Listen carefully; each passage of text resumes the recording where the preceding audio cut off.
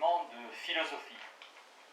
Émile Chartier-Dialin, 1868-1951, appartient à tout égard à la famille des penseurs à vocation universelle.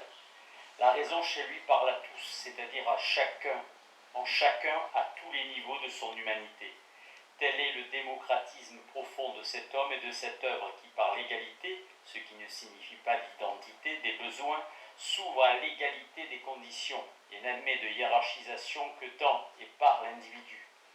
Tel est aussi ce qui, d'un rejeton de l'université républicaine fondée par Lachelier et autres vigilants esprits, devait faire surgir un grand écrivain de tradition française. De Lorient à Rouen, de Rouen à Paris, Alain fait pendant 40 ans, 1892-1933, le métier de professeur de philosophie dans un lycée, exerçant sur la jeunesse qu'il approche un incontestable ascendant, précisément parce qu'elle ne trouve en lui ni les manières ni le style d'un professeur. Les passions politiques et la misère des opinions partisanes, affaire Dreyfus, séparation de l'Église et de l'État, etc., conduisent Alain au journalisme. C'est là qu'il fait son apprentissage d'écrivain par l'invention originale des propos qui paraissent quotidiennement dans la Dépêche de Rouen de 1906 à 1914, puis dans les Libres Propos de 1921 à 1936. En 1914, la guerre qui n'a cessé de combattre fait de lui, par son engagement volontaire à 44 ans, un artilleur dans la tranchée et sous le feu, témoin du plus meurtrier effet des passions et cherchant là encore dans l'homme les causes de sa servitude. Ainsi sont composés au front les premiers de cette suite d'ouvrages qui, de Mars, où la guerre jugée, et du système des beaux-arts jusqu'aux dieux, développent en une ample peinture de l'homme les idées et les âges et une sévère méditation de l'existence, entretien au bord de la mer.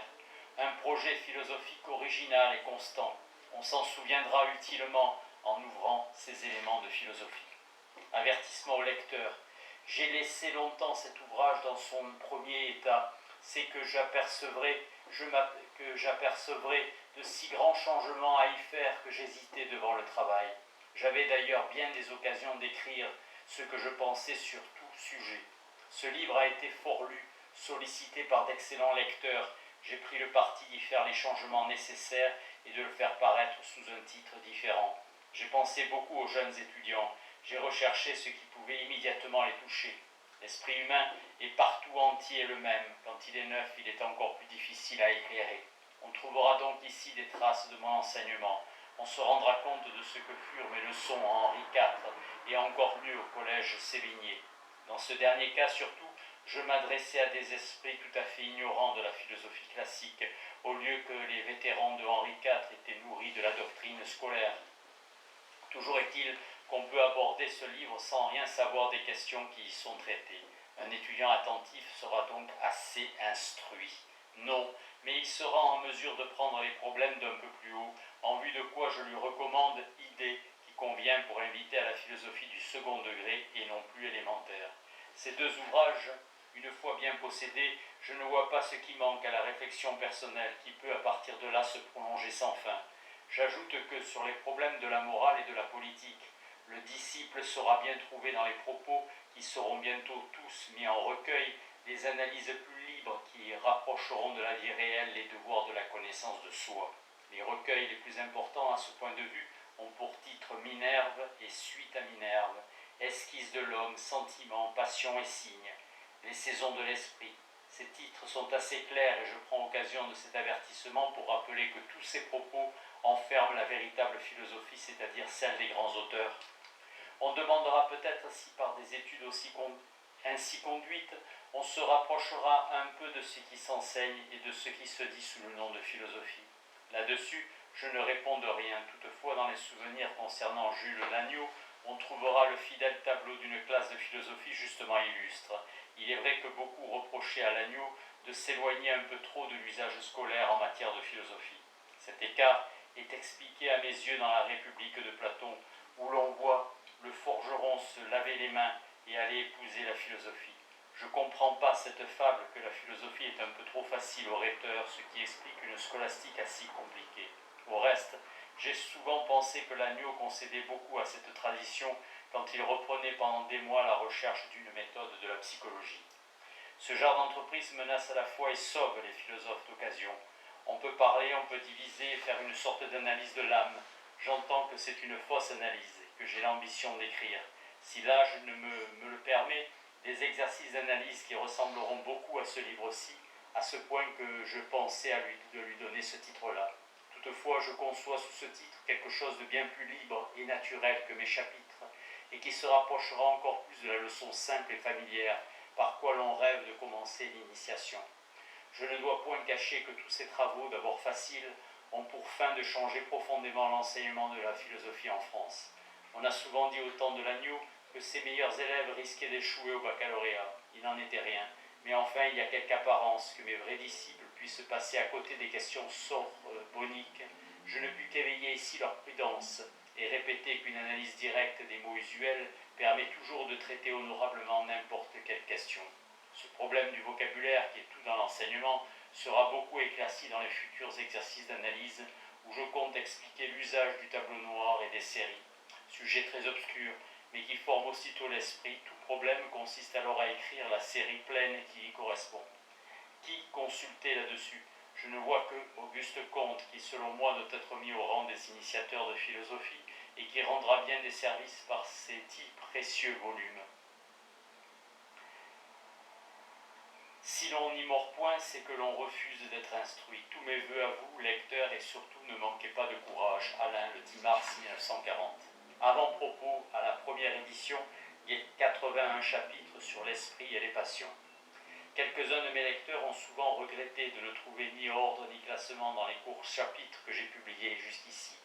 Ayant eu des loisirs forcés par le malheur et les hasards de ces temps-ci, j'ai voulu essayer si l'ordre ne gâterait pas la matière.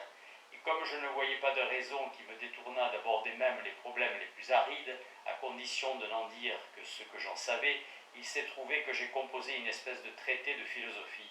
Mais comme un tel titre enferme trop de promesses, et que je crains par-dessus tout d'aller au-delà de ce qui m'est familier, par cette funeste idée d'être complet qui gâte tant de livres, j'ai donc choisi un titre moins ambitieux. Je ne crois point pourtant qu'aucune partie importante de la philosophie théorique et pratique soit omise dans ce qui suivra, hors les polémiques qui n'instruisent personne. Mais si ce livre tombait sous le jugement de quelques philosophes de métier, cette seule pensée gâterait le plaisir que j'ai trouvé à l'écrire, qui fut vif. En ce temps où les plaisirs sont rares, il m'a paru que c'était une raison suffisante pour faire un livre. Alain, le 19 juillet 1916. Introduction. Le mot philosophie pris dans son sens le plus vulgaire enferme l'essentiel de la notion. C'est aux yeux de chacun une évaluation exacte des biens et des maux ayant pour effet de régler les désirs, les ambitions, les craintes et les regrets. Cette évaluation enferme une connaissance des choses, par exemple s'il s'agit de vaincre une superstition ridicule ou un vain présage. Elle enferme aussi une connaissance des passions elles-mêmes et un art de les modérer. Il ne manque rien à cette esquisse de la connaissance philosophique. L'on voit qu'elle vise toujours à la doctrine éthique ou morale, et aussi qu'elle se fonde sur le jugement de chacun, sans autre secours que les conseils des sages. Cela n'enferme pas que le philosophe sache beaucoup, car un juste sentiment des difficultés et le recensement exact de ce que nous ignorons peut être un moyen de sagesse, mais cela enferme que la philosophie sache bien ce qu'il sait, et par son propre effort. Toute sa force est dans un ferme jugement contre la mort, contre la maladie, contre un rêve, contre une déception. Cette notion de la philosophie est familière à tous et elle suffit. Si on la développe, on aperçoit un champ immense et plein de broussailles. C'est la connaissance des passions et de leurs causes. Et ces causes sont de deux espèces. Il y a des causes mécaniques contre lesquelles nous ne pouvons pas beaucoup, quoique leur connaissance exacte soit de nature à nous délivrer déjà, comme nous le verrons.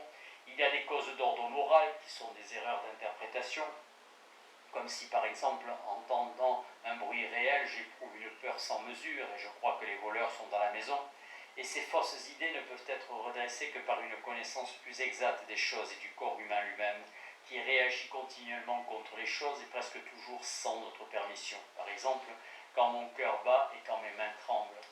On voit par là que si la philosophie est strictement une éthique, elle est par cela même une sorte de connaissance universelle qui toutefois se distingue par sa fin des connaissances qui ont pour objet de satisfaire nos passions ou seulement notre curiosité.